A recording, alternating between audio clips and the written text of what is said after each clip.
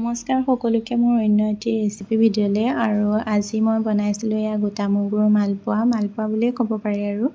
তো তাৰ কাৰণে মই যোৱাকালি ৰাতিয়ে এয়া মগুখিনি ভিজাই ৰাখিছিলোঁ। আৰু কেতিয়াবা কি হয় মানে সদায় একেটা পদ্ধতিৰে খায়ো আমনি লাগে।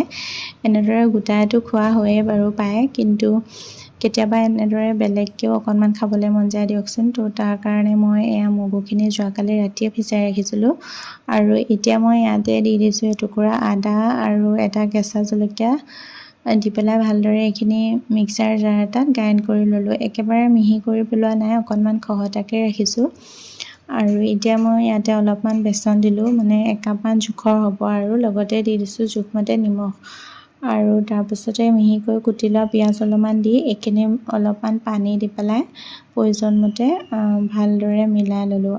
আৰু এতিয়া এই আমাৰ বেটাৰটো দেখিছে নহয়, ৰেডি হৈ গ'ল। একেবাৰে ঢিলাও নহয় আৰু একেবাৰে টানো নহয়, ঠিক আমি যেনেদৰে মালপোৱা বনাওঁ তেনেদৰে ৰেডি কৰি ল'লোঁ।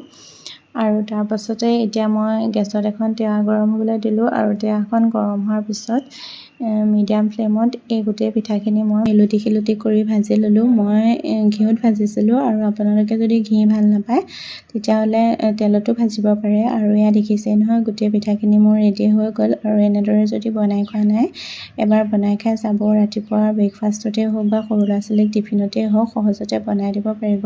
আৰু যদিহে মোৰ ৰেচিপিটো চাই ভাল পালে তেতিয়াহ'লে শেহত এটা লাইক কৰিবলৈ নাপাহৰিব। আজিলৈ আহিছোঁ, বাই।